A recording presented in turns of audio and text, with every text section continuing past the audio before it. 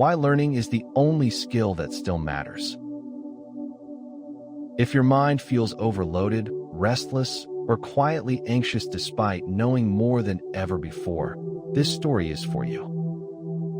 We're going to look at why intelligence stopped being enough, and why learning itself has become the last skill that keeps the mind from burning out.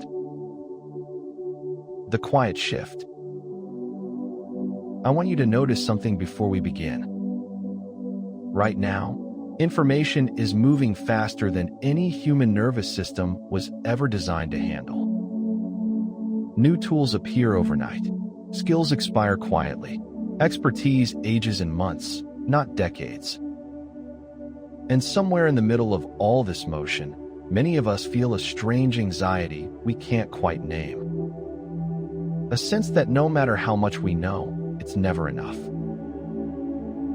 For a long time, we believed intelligence would save us. Sharp memory, fast thinking, high IQ. But the world changed while we were busy proving how smart we were. Today, machines remember more than we ever could. They calculate faster. They recognize patterns at a scale no brain can compete with. And yet, something deeply human still matters. Something machines imitate but don't possess. It's not intelligence. It's learning. Not what you know, but how you change when what you know stops working. This is a story about that shift, about the science of adaptation, about the hidden biology behind effort, frustration, curiosity, and growth, and about why, in a digital world built on constant updates, learning has become the last skill that truly compounds. The collapse of intelligence. Intelligence is what you use when you don't know what to do. Jean Piaget. For most of modern history, intelligence was treated like a fixed asset. You either had it or you didn't. School reinforced this idea. Tests measured it. Careers rewarded it. But intelligence, as neuroscience now understands it, is not a single trait. It's a collection of cognitive shortcuts, memory retrieval, pattern matching, rule following. Exactly the things algorithms now do better than us. Artificial intelligence didn't just automate labor. It quietly exposed a truth we were uncomfortable facing. Intelligence alone was never the point. What actually keeps organisms alive, from bacteria to humans, is adaptation. The ability to update behavior when the environment changes. In biological terms, survival doesn't belong to the strongest or smartest, but to the most plastic. And plasticity is learning. The brain is not a hard drive. The brain is not a vessel to be filled, but a fire to be kindled. William Butler Yeats. Most of us were taught to learn the wrong way. We treat the mind like storage. More notes, more videos, more tabs open. We assume quantity will turn into mastery if we just push hard enough. But the brain doesn't reward volume. It punishes it. Every act of learning costs energy, glucose, oxygen, neurochemical balance. When information floods in without structure, the brain activates defensive systems. Attention drops, motivation fades, fatigue sets in. This isn't laziness, it's biology. The brain evolved to conserve energy. Learning only happens when the system believes the effort is worth the cost. When learning feels frustrating, it's not a failure signal. It's a budgeting signal. Resistance is the signal. The brain grows through challenge, not comfort. Dweck. Here's the paradox most people miss. If learning feels easy, it usually isn't learning. Neuroscience shows that growth happens at the edge of competence. When material is just difficult enough to destabilize existing neural patterns. That discomfort you feel, that awkward uncertainty, that's synaptic reorganization. Struggle isn't the enemy of learning. It's the mechanism.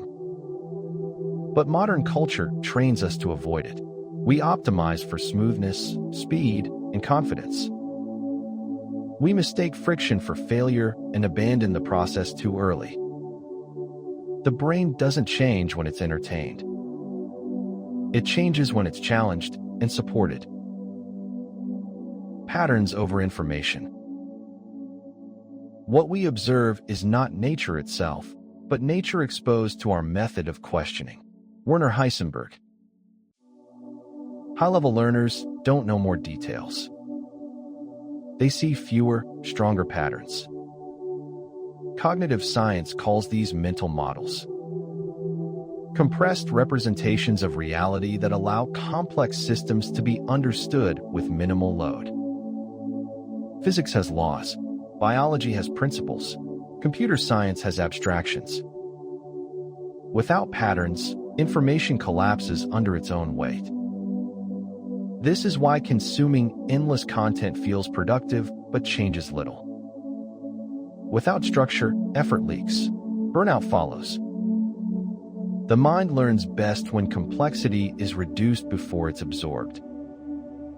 Less input, more coherence. Feedback is the teacher. The purpose of feedback is not judgment, but calibration. Donald Shawn.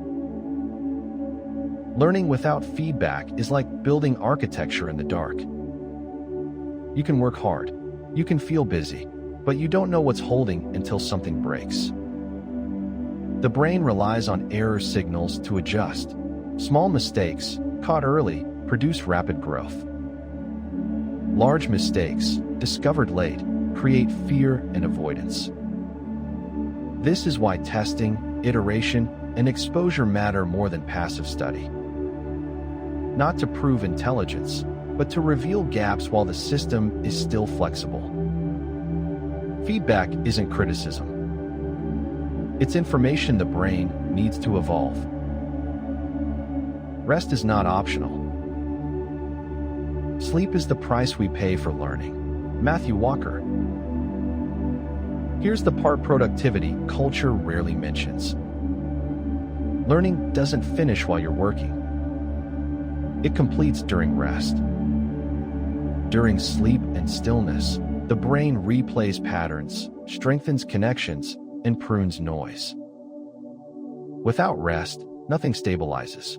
Without pause, insight decays. Constant effort without release doesn't accelerate growth, it erodes it. Biology works in rhythms: focus and recovery, effort and silence. Growth requires oscillation. The performance trap. Evaluation is the enemy of creation. Carl Rogers.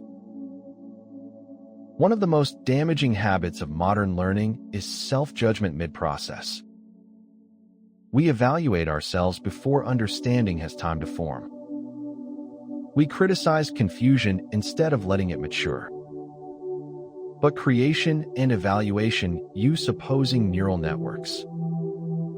You cannot build and judge at the same time. Learning requires permission to be incomplete. The brain needs safety to explore. Curiosity shuts down under threat, even self-imposed threat. Learning is not a performance. It's a relationship with uncertainty. The only skill that compounds. The measure of intelligence is the ability to change. Albert Einstein. Knowledge expires. Tools change. Skills decay. But learning, real learning, compounds. Those who learn how to learn move faster without chasing speed. They build systems instead of relying on motivation. They respect biology. They lean into tension, but rest before collapse. In a world shaped by algorithms, the deepest advantage is not knowing more, but adapting better. Learning is no longer preparation for life. It is life, updating itself in real time. We don't need to become faster thinkers. We need to become better learners.